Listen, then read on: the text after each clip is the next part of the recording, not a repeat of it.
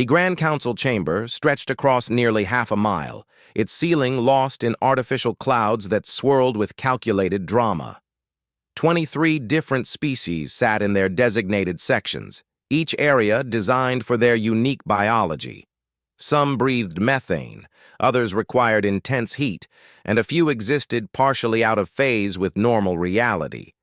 But today, all of them shared one thing: anger directed at the humans.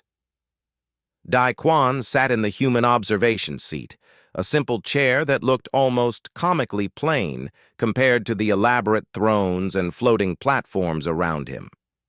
He was 62 years old, with gray streaking his black hair and deep lines around his eyes from decades of diplomatic service. His assistant, Ji Yoon, stood behind him with a recording device, her face carefully neutral. Emperor Thoraxis rose from his central throne. The emperor stood 12 feet tall, with crystalline skin that refracted light into rainbow patterns. When he spoke, his voice echoed through translation devices that converted his thought patterns into audible speech for all species present. "We gather here on this day of reckoning," Thoraxis announced. "For 600 years, the Valorian Empire has maintained peace across 847 star systems. We have welcomed new species, shared our knowledge, and built a civilization based on order and respect for the natural boundaries of space." Dai Quan pulled out his personal tablet and opened the Seoul Times, Earth's most popular digital newspaper. The gesture was small, but in the silent chamber, it felt enormous. Thoraxis continued, his voice growing harder. "But now, a new species has violated everything we stand for. The humans arrived 80 years ago, claiming to seek peaceful exploration. We welcomed them. We offered them membership in our council. We shared our star charts and our wisdom." Several council members hissed or clicked their agreement.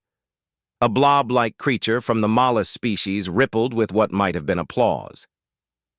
"And how have the humans repaid our generosity?" Thoraxis's crystalline form flashed red. "They have expanded into 42 systems without permission. They have colonized 12 worlds that were designated as protected breeding grounds for endangered species. They have refused to follow our laws, our customs, our very reasonable requests for order and compliance." Dai Quan scrolled to the sports section. His favorite soccer team had won their match. He smiled slightly. "Therefore," Thoraxis declared, "by unanimous vote of all 23 council species, the Valorian Galactic Empire hereby declares a state of war against the species known as humanity. We demand immediate withdrawal from all unauthorized systems.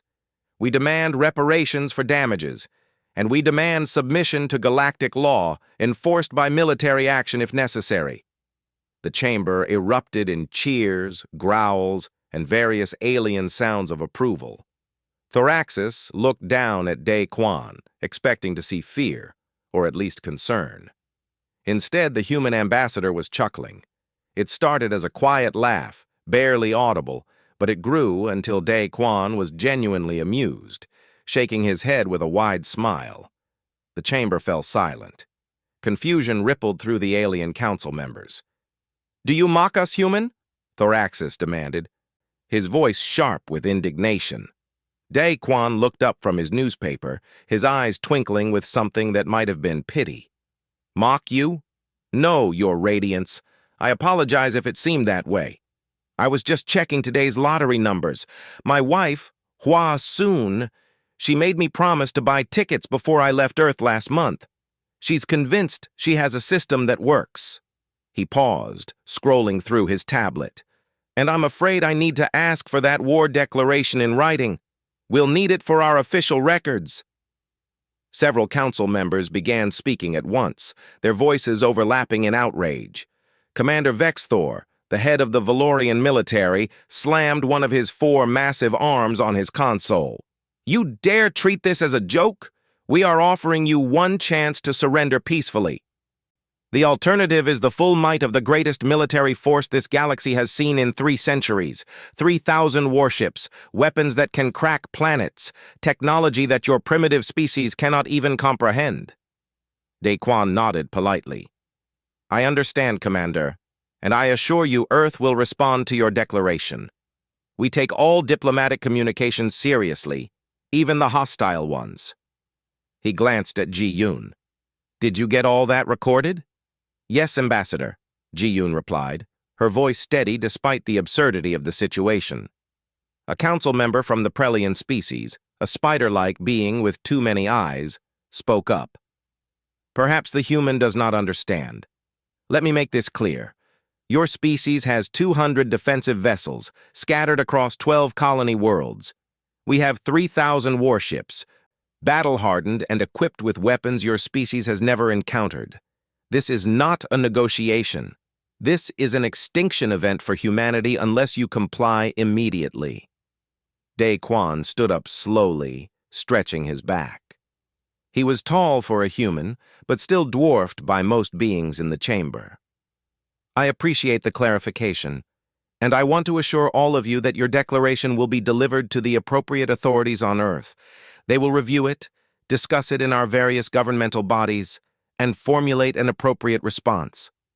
There is nothing to discuss, Thoraxis roared. Submit or die. Well, Daquan said calmly, that's not really how we do things. You see, we have this whole process.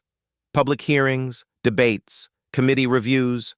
Democracy is slow, but it's what we believe in. I'd estimate we'll have an official response for you in about a week. Maybe 2, if it gets caught up in the Senate. He picked up his briefcase and gestured to Ji-Yoon. If there's nothing else, we should be going. I have a transport back to Earth leaving in a few hours, and I'd hate to miss it. These council meetings always run long. The 2 humans walked toward the exit, their footsteps echoing in the shocked silence. This is your final warning, human, Thoraxis called after them. We will show no mercy. Daquan paused at the doorway and turned back. His smile was gone now, replaced by something else, something that made several of the closer council members unconsciously lean back. Your Radiance, he said quietly. I've been a diplomat for 40 years. I've negotiated trade deals, peace treaties, and cultural exchanges with dozens of species.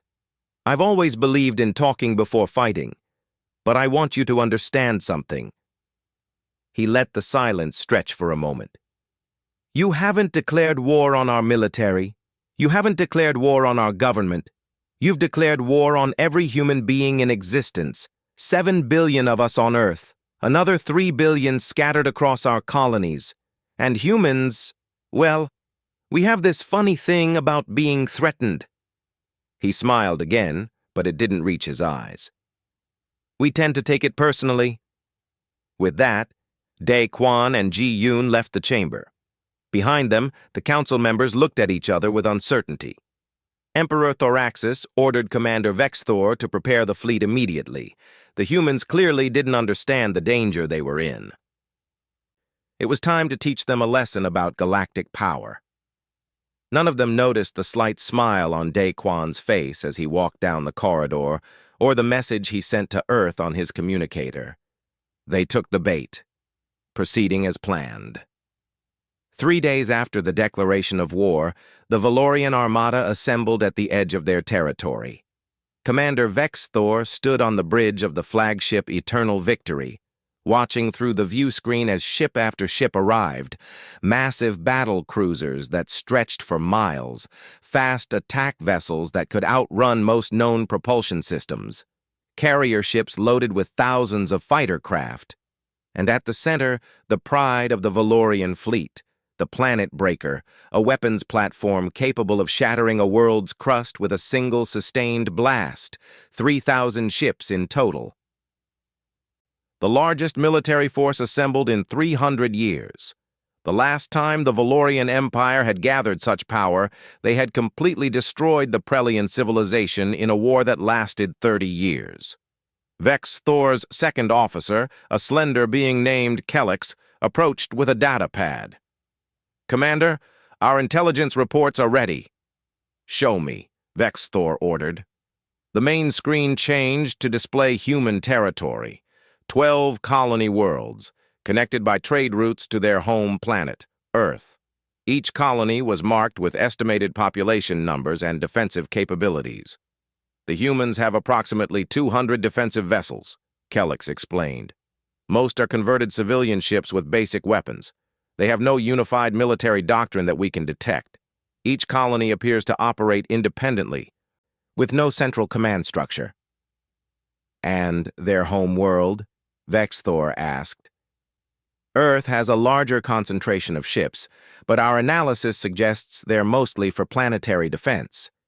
The humans seem to believe their distance from galactic civilization provides natural protection. They've invested far more in exploration and colonization than military development." Vexthor felt a twinge of something almost like disappointment. Part of him had hoped the humans would prove more challenging. Their ambassador's strange behavior had been unusual, but perhaps it was simply ignorance. A young species that didn't understand the reality of galactic warfare. "Recommend we strike their furthest colony first," Kellix continued. "Beta Ceti. It's a mining operation with minimal population and no significant defenses. We capture it, use it as a staging ground, and send a message to Earth that we're serious. They'll surrender within days." "Acceptable," Vexthor agreed. "Prepare the fleet to move." Meanwhile, on Earth, the news of the war declaration had finally reached the public. But the reaction was nothing like what the Valorians might have expected. Hyun Tai, a military historian and strategic advisor to the Earth Defense Council, stood in a crowded press conference room. Reporters from every major news network were shouting questions at him. "Dr. Hyun," one reporter called out, "should Earth be worried about this declaration from the Valorian Empire?" Hyun Tai adjusted his glasses and looked at the reporter with mild surprise. "Worried? Why would we be worried?" The room fell silent. Everyone stared at him. "The Valorian Empire," Hyun Tai explained calmly, "has not fought a peer conflict in over 600 years. Their last war was against the Prelians, a species that still used ballistic missiles and had no faster-than-light travel capability. The Valorians won by dropping asteroids on them from orbit. It took 30 years because they had no real military strategy, just overwhelming force applied slowly." He pulled up a holographic display showing comparative military data. "Their weapons are powerful, yes. Their ships are large and impressive. But their tactical doctrine is outdated by about 400 years by our standards. They've never faced an opponent that could fight back effectively." "And humanity can fight back?" another reporter asked. Hyun Tai smiled slightly. "Humanity has been fighting itself for 5,000 years. We've had 2 world wars, countless regional conflicts, and we've spent the last 2 centuries theorizing about stellar warfare before we even left our solar system. Our military academies study Sun Tzu, Clausewitz, and modern strategic theorists. Our children play video games more tactically complex than the Valorian battle plans we've intercepted." "Are you saying we're going to win this war?" a reporter from Mars Colony asked. "I'm saying," Hyun Tai replied carefully, "that the Valorians have made a fundamental error. They've mistaken our preference for peace as a sign of weakness. They've confused our small defensive fleet with lack of capability.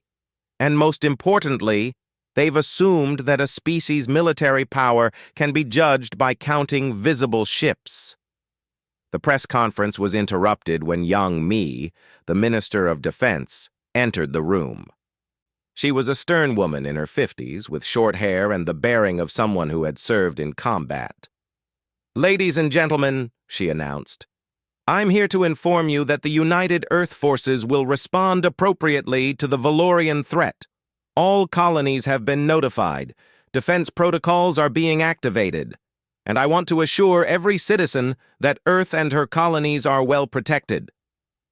After the press conference ended, young Mi walked with Hyun Tai to a secure elevator that descended deep beneath the Defense Ministry building.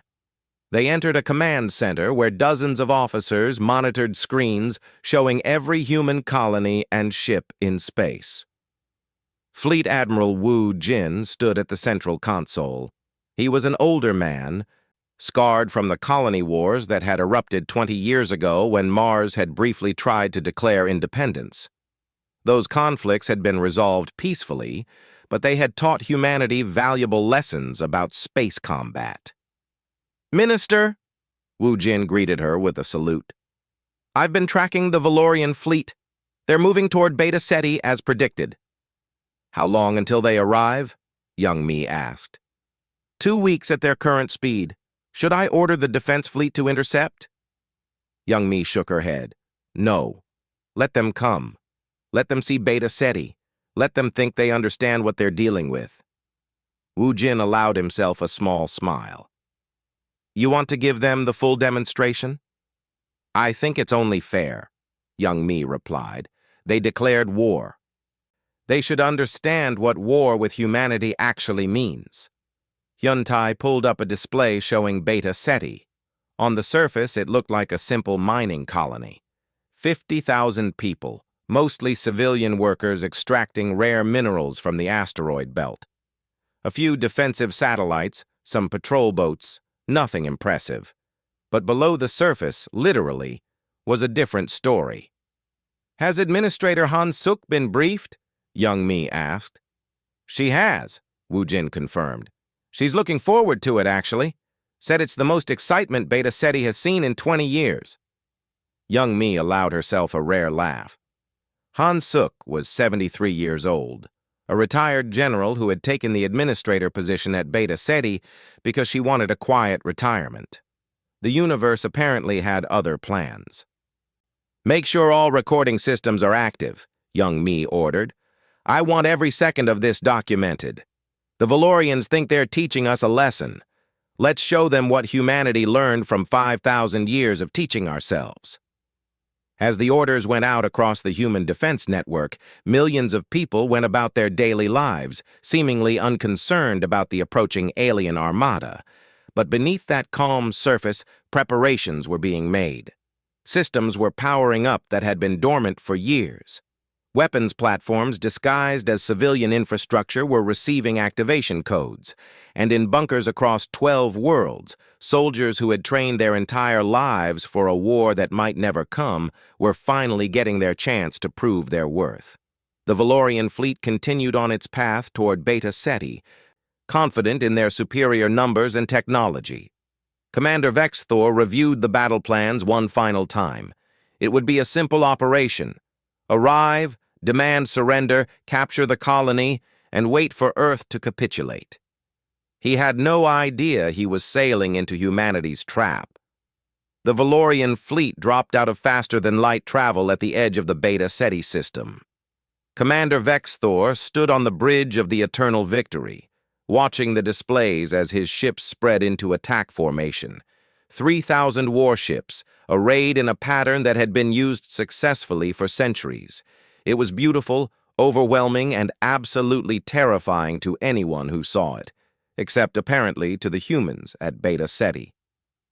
"Sir," Kellex reported from the sensor station, "I'm reading the colony. Population centers are active. Mining operations are ongoing. But I'm not detecting any defensive fleet." Vexthor frowned. "None at all?" "Just a few cargo ships and some small patrol boats. Nothing that could threaten even a single one of our vessels." "What about orbital defenses? Weapons platforms? Satellites?" Kellex checked the readings again. "Some defensive satellites, yes. Standard civilian-grade equipment. Nothing unusual. Sir, I'm also detecting some strange power readings from beneath the surface, but they could just be mining equipment or geothermal generators." Vexthor considered this. It seemed too easy. But perhaps the humans at this remote colony simply hadn't received word of the war yet. Or perhaps they had and were smart enough to realize resistance was futile. "Open a communication channel," he ordered. "Let's give them a chance to surrender peacefully," The communication request was answered almost immediately. An elderly human woman appeared on the screen. She had gray hair tied back in a simple bun, and she wore a plain work uniform. She looked like someone's grandmother, not a military commander. "Hello?" she said pleasantly. "I'm Administrator Han Suk. Welcome to Beta Ceti.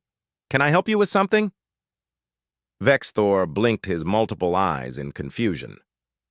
You don't know why we're here?" "Well, I assume it has something to do with that war declaration we heard about a few days ago," Han Suk replied, settling into her chair with a cup of tea. "War, is it? How exciting. We don't get much excitement out here, mostly just mining and the occasional birthday party." "This is not a social visit," Vexthor said firmly. "This is a military operation.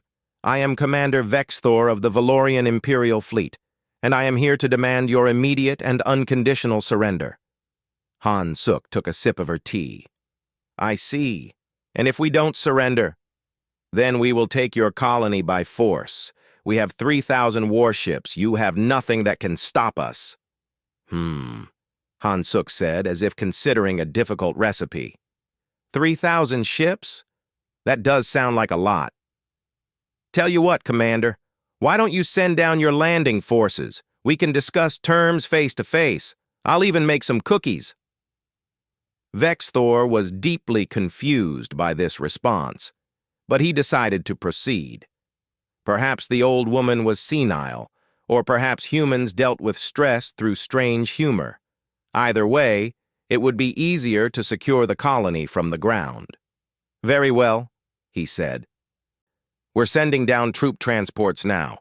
Do not attempt any resistance, or we will be forced to respond with overwhelming firepower." "No resistance," Han Suk agreed. "I'll meet your troops at Landing Zone Alpha. It's marked on your maps. Oh, and do your soldiers have any dietary restrictions? I'd hate to offer food that makes anyone sick." The communication ended. Vexthor looked at Kellex. "What do you make of that?" "Humans are strange, sir," Kellex replied. "But at least they're not fighting. This might be easier than we thought." 50 transport ships descended toward Beta Ceti, carrying 10,000 Valorian soldiers. They landed at the designated zone, which was a flat area about a mile from the main colony complex. The troops disembarked, weapons ready, only to find Administrator Han Suk waiting for them with a small table set up with tea and, indeed, cookies. The commander of the ground forces, a heavily armored warrior named Grakoth, approached her cautiously. "You are the colony administrator?" "That's right," Han Suk said. "Cookie? They're chocolate chip. I made them this morning." Grakoth ignored the offer. "By the authority of the Valorian Empire, I am placing this colony under military occupation. All residents are to remain in their homes. Any resistance will be met with lethal force." "Understood," Han Suk said. She pulled out a small communicator from her pocket. "Just give me one moment. I need to make a quick call." "You will make no—" Grakoth began, but Han Suk was already speaking into the device. "Hello, Defense Control? This is Han Suk at Beta Ceti.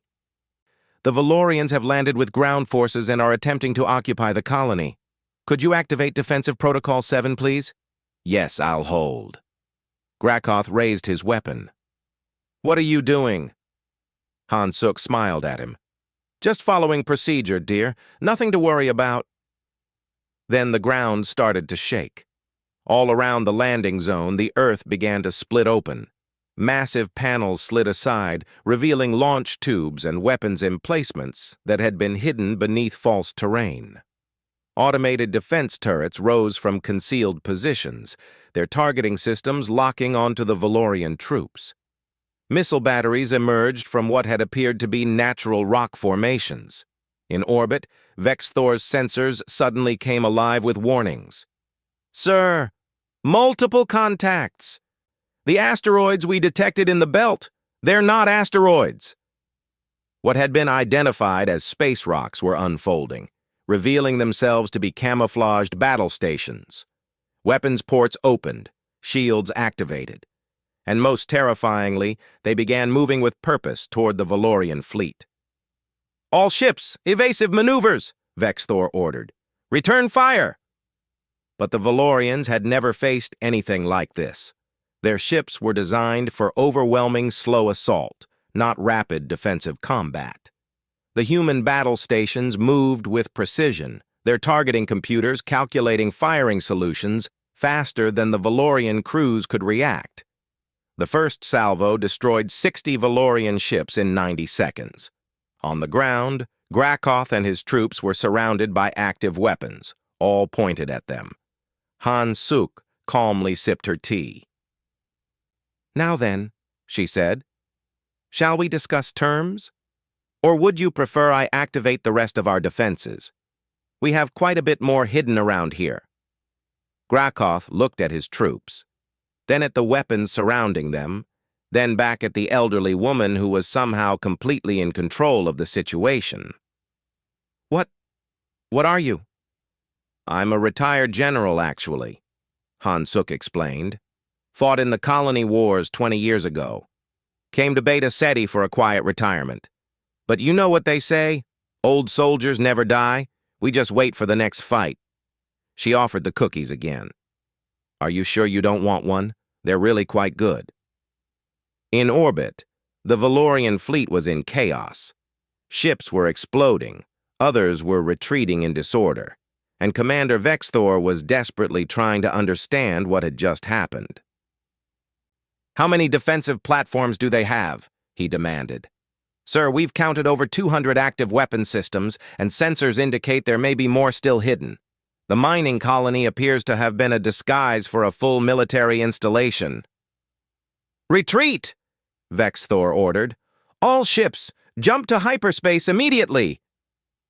The surviving Valorian vessels fled the system, leaving behind wreckage and confused soldiers on the ground. Grakoth activated his communicator to call for pickup, only to hear static. Han Suk tisked sympathetically. "Oh dear, looks like your fleet left without you. Don't worry, we'll take good care of you and your soldiers. We have very comfortable detention facilities. Built them myself, actually. Back when I was worried Mars might try something stupid during the colony wars." She stood up and addressed the Valorian troops. "Now, everyone please put down your weapons and form an orderly line. We'll process you quickly and get you settled. Oh, and there's no need to look so glum. Our detention facilities have quite good food, exercise areas, and entertainment. We believe in treating prisoners humanely. It's what civilized species do." As the Valorian soldiers reluctantly surrendered, Han Suk picked up her communicator again. "Defense control?" "Yes, it worked perfectly. Minimal damage to the colony, and we've captured about 10,000 enemy troops. Could you send someone to pick them up and tell Fleet Admiral Wu Jin that his defensive protocols work beautifully? Beta Ceti sends its regards." She ended the call and looked at the detained soldiers with genuine sympathy. "You boys picked the wrong species to fight," she said kindly. "But don't feel too bad. Everyone makes mistakes. The smart ones learn from them." 2 weeks after the disaster at Beta Ceti, Emperor Thoraxis sat on his throne in the Grand Council chamber, looking at reports that seemed impossible to believe. 60 warships destroyed in 90 seconds. 10,000 troops captured without a single human casualty. And most humiliating of all, defeated by what they thought was a minor mining colony with no military value. Commander Vexthor stood before the council, his 4 arms trembling slightly. He had survived the battle, but his pride and confidence had been completely shattered. "Explain," Thoraxis said coldly, "how the greatest military force assembled in 300 years was defeated by a mining colony." "Your Radiance," Vexthor began. "It wasn't a mining colony. It was a fortress disguised as a mining colony. They had weapon systems we've never seen before. Battle stations camouflaged as asteroids. Automated defense networks that responded faster than our crews could think. And their administrator, an elderly female, she commanded the entire operation while drinking tea." A council member from the Krallian species spoke up. This makes no sense. Our intelligence said the humans had only 200 defensive ships. Where did this military infrastructure come from? That's what we need to find out, Thoraxis said. He gestured to an aide. Send a communication to the human ambassador. Tell him we wish to negotiate. Ambassador Day Quan received the message while he was having dinner with his wife on Earth. Hua Sun looked at him across the table and raised an eyebrow. They want to talk? Apparently, Beta Ceti gave them something to think about, Day Quan replied with a slight smile. I suppose we should go explain a few things to them. 3 days later, Day Quan arrived at the Grand Council chamber with his team. Along with Ji Yoon, he brought Jin Ho, a military strategist who had taught at Earth's War College for 20 years, and Na Rin, a cultural liaison who specialized in helping alien species understand human psychology. The atmosphere in the chamber was very different from the last meeting. Instead of anger and superiority, there was uncertainty and fear. The council members who had voted for war were now quietly wondering if they had made a terrible mistake. Emperor Thoraxis spoke first. Ambassador Day Quan, we have called this meeting to discuss the recent engagement at Beta Ceti. We believe there may have been a misunderstanding about your species' military capabilities. You think so? Day Quan asked mildly. We wish to understand, Thoraxis continued, how a mining colony possessed such advanced defenses. Our intelligence suggested you had minimal military infrastructure. Day Quan looked at Jin Ho and nodded. The military strategist stepped forward and activated a holographic display in the center of the chamber. Ladies and gentlemen, Jin Ho began, or whatever the appropriate address is for this diverse assembly. I'm here to give you a brief education in human military history and philosophy. I apologize in advance if some of this information is disturbing. The hologram changed to show ancient Earth, thousands of years ago. Humans have been fighting wars for our entire recorded history. We have documentation of over 15,000 separate armed conflicts over the past 5,000 years. Some were small, some consumed entire continents and killed millions. Images flashed by showing ancient battles, medieval sieges, naval warfare, and finally the devastating world wars of the 20th century. We developed nuclear weapons in 1945, Jin Ho continued. Within 2 decades, we had enough of them to destroy our entire planet multiple times over. We called it mutually assured destruction, the idea that if one side attacked, everyone would die. It was insane, but it worked. It taught us that having overwhelming destructive power meant nothing if you couldn't control it intelligently. The display changed to show military academies, strategic planning sessions, and war games. So we studied warfare. Not just how to fight, but how to think about fighting. We created entire academic disciplines around conflict theory, strategic planning, and tactical analysis. We teach these subjects to our children, not because we love war, but because we understand it's always a possibility. A Valorian council member interrupted. But you had only 200 ships. We counted them. Jin Ho smiled. You counted our patrol fleet, our visible defensive forces. What you didn't count were the tens of thousands of automated defense platforms, hidden weapons systems, and disguised military installations across every single one of our colonies. He changed the display to show schematics of Beta Ceti and other human colonies. Every colony we build has multiple layers of defense. The outer layer is visible: patrol ships, satellites, standard equipment. The second layer is semi-hidden: weapons platforms disguised as civilian infrastructure, retrofitted cargo ships that can become warships in hours, trained civilian militia. And the third layer is completely concealed: battle stations disguised as asteroids, underground bunkers, automated systems that activate only when needed. Why hide your defenses? Another council member asked. Why not display your strength? Na Rin stepped forward to answer this. Because humans learned a long time ago that the best way to avoid a fight is to look weak enough that your enemy attacks and then prove them wrong so decisively that they never want to fight again. It's a psychological strategy. You showed us your 3,000 ships and expected us to surrender. We let you come to Beta Ceti and then showed you what human defensive doctrine really means. She activated another display, this one showing human culture. Every human child grows up playing strategic games. Chess, Go, video games that simulate planetary warfare. Our entertainment industry produces thousands of war movies, shows, and games every year. We think about conflict constantly, not because we're violent, but because we're competitive and creative. We can't help ourselves. Jin Ho took over again. You asked about our military capabilities. I can't give you exact numbers, that's classified. But I can tell you this. Beta Ceti was one of our smaller colonies. It had minimal military personnel, just Administrator Han Suk and a few technicians to maintain the automated systems. A larger colony like New Seoul or Titan Station has 10 times the defensive capability. And Earth itself?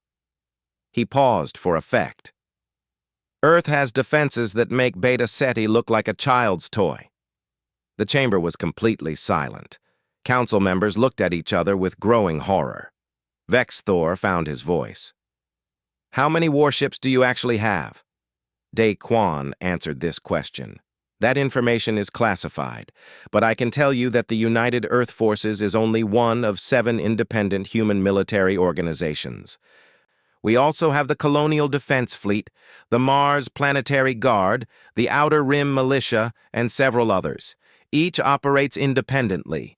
Each has its own ships, weapons, and strategic doctrine. Why so many separate militaries? Thoraxis asked. Because we don't trust centralized power, Dae Kwon explained. We learned that lesson the hard way, multiple times throughout our history. So we spread military authority across multiple organizations that can check each other's power while still defending humanity as a whole. He walked closer to the Emperor's throne. Your Radiance, you declared war on humanity because you thought we were weak. You saw our small patrol fleet and assumed that was all we had. You mistook our desire for peace as inability to fight.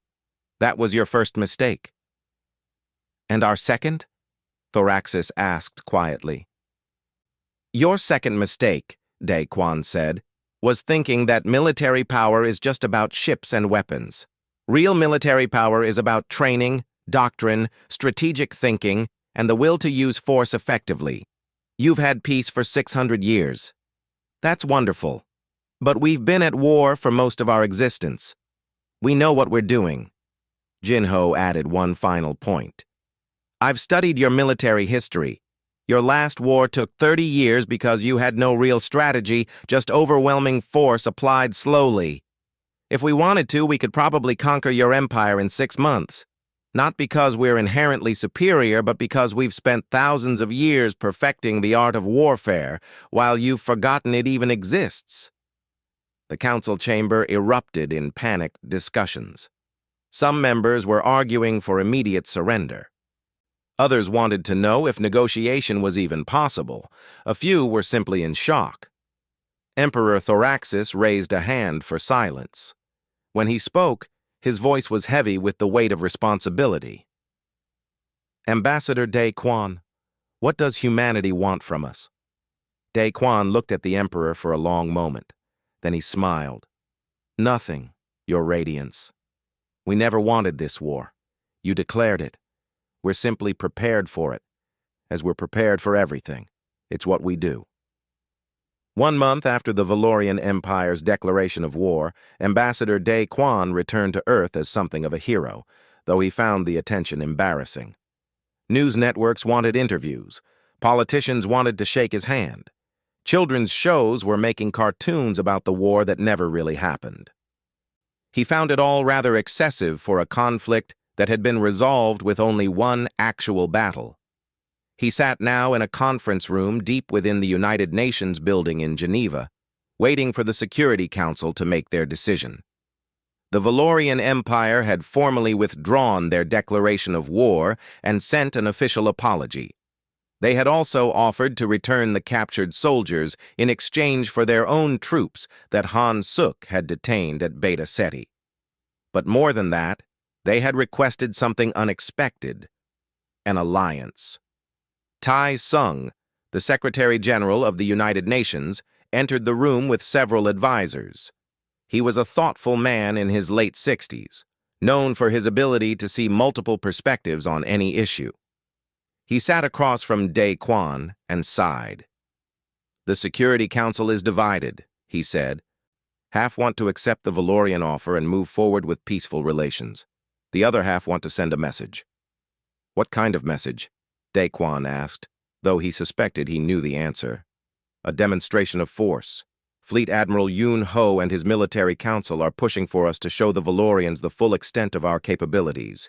They want to conduct military exercises near Valorian space, display our fleets, make it clear that we could crush them if we wanted to." Dae Kwan frowned. "That seems unnecessarily provocative. Yoon Ho argues that we need to establish dominance, that other alien species are watching, and if we appear weak, more will try to threaten us." "And what do you think, Tae Sung?" The Secretary General stood and walked to the window, looking out over the city.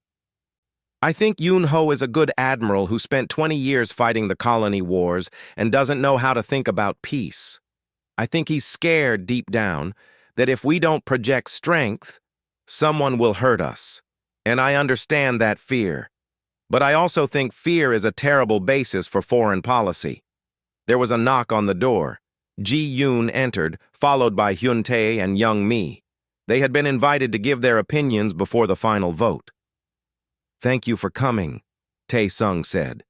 "I want to hear your thoughts on how we should proceed. Do we accept the Valorian offer of alliance? Do we make a show of force? What kind of precedent do we set for humanity's role in galactic civilization?" Young Mi spoke first. As Minister of Defense, her opinion carried significant weight. "From a purely military standpoint, we should absolutely demonstrate our capabilities. Not to threaten, but to educate. The Valorians attacked because they didn't understand what they were facing. Other species will make the same mistake unless we show them what modern human military doctrine looks like. But," she continued, "there's a difference between education and intimidation. We can achieve the same goal through joint military exercises with the Valorians, sharing some of our defensive technology and establishing clear diplomatic channels. We don't need to wave our weapons around like primitive tribes." Hyun Tae adjusted his glasses and pulled up a holographic display. "I've been studying the response from other alien species to our conflict with the Valorians. The general reaction is shock and curiosity. They want to understand how humans think about warfare. Some are scared, yes, but others are interested in learning from us." He showed communications from a dozen different alien civilizations. "These are requests for cultural exchanges, military attaché programs, and strategic consulting. If we play this right, we could become the galaxy's teachers on conflict resolution and defensive strategy. That's a much more valuable position than being seen as aggressive warmongers." Dae Kwan nodded slowly. "I spoke with Emperor Thoraxis before I left. He's genuinely frightened, not just of our military, but of what we represent. For 600 years, the Valorian Empire has based their civilization on the idea that overwhelming size equals security. We proved that wrong in 90 seconds. Their entire worldview is collapsing." "Good," said a new voice from the doorway. Everyone turned to see Fleet Admiral Yoon Ho entering the room. He was not invited, but no one stopped him. "They should be frightened. Fear keeps enemies honest." "Admiral," Tae Sung said carefully, "I don't recall inviting you to this meeting. And I don't recall asking permission to defend humanity's interests," Yoon Ho replied. He was a hard man, scarred from decades of combat. "With respect, Secretary General, you're all thinking too small. This isn't about the Valorians. This is about every species in the galaxy learning that humanity cannot be threatened." By making more enemies?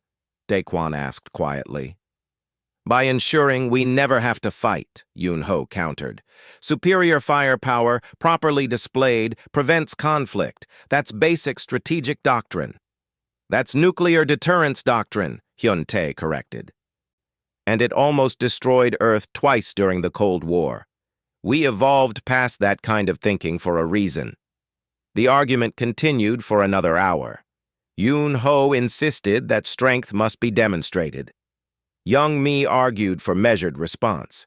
Hyun-Tae advocated for cultural diplomacy. And Daquan sat quietly, listening to all of them. Finally, Tae-sung called for silence. This decision is too important to make in anger or fear. I'm calling for a full General Assembly vote tomorrow. All member nations will have their say. The next day, the General Assembly chamber was packed. Representatives from Earth, Mars, the Moon colonies, Titan, Europa, and all the outer settlements gathered to decide humanity's future relationship with galactic civilization. The debate was fierce. Some argued for aggressive expansion, claiming humanity should seize its place as a dominant power. Others advocated for isolation, suggesting humanity should focus on internal development and ignore alien politics entirely. Still others pushed for cautious diplomacy and peaceful cooperation. The deciding speech came from an unexpected source. Rin Hua, a young representative from Mars colony, requested the floor. She was only 32 years old, the daughter of a war veteran who had fought in the colony wars. Many dismissed her as too young and inexperienced, but when she spoke, the chamber fell silent. My father fought for 20 years during the colony wars, she began. He lost friends, watched colonies burn, saw terrible things. And when I asked him what he learned from all that fighting, do you know what he told me? She paused, looking around the chamber. He said the greatest victory is the war you never have to fight. Not because you're weak, but because you're strong enough and wise enough to find another way. Rinhua pulled up images of Beta Ceti, showing Administrator Han Suk calmly drinking tea while accepting Valorian surrender. Look at this woman. 73 years old, retired, just wanted a quiet life. But when war came, she defended her colony without firing a single shot in anger. She activated automated defenses. She captured enemy troops humanely. And she offered them cookies. Laughter rippled through the chamber. That's humanity, Rinhua continued.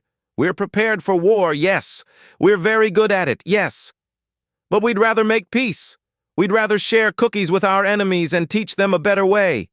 If we become the aggressors, if we start threatening other species just to show how strong we are, we become everything our ancestors fought against. She looked directly at Fleet Admiral Yun-Ho. With respect, Admiral, my father also told me something else. He said the hardest thing a soldier can do is choose not to fight when they have the power to win. That takes more courage than any battle. The vote was called. When the results came in, they were decisive. Humanity would accept the Valorian offer of alliance. They would engage in cultural and military exchanges. They would share some defensive technology and strategic knowledge. But they would not make aggressive displays of force or threats against other species. Admiral Yun-Ho was disappointed, but accepted the decision. I hope you're all right, he said to Daquan afterward.